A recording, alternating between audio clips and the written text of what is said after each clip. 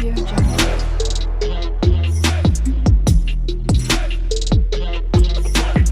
Audio Jungle. Guys, my name is PMR, and in this tutorial I'm gonna show you how to increase your phone data storage so that whenever you on the phone data it might not be misbehaving.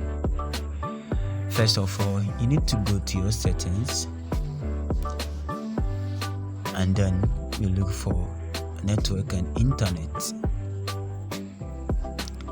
Make sure you look for your data usage.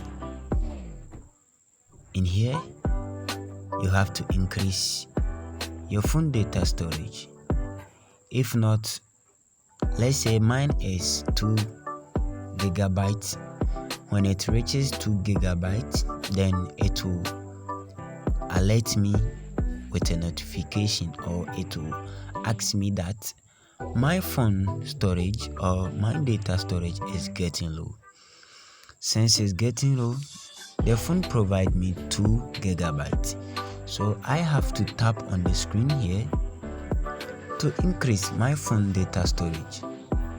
This is 2 gig or 2 gigabytes, so let me delete the 2 and make it 128 gigabytes.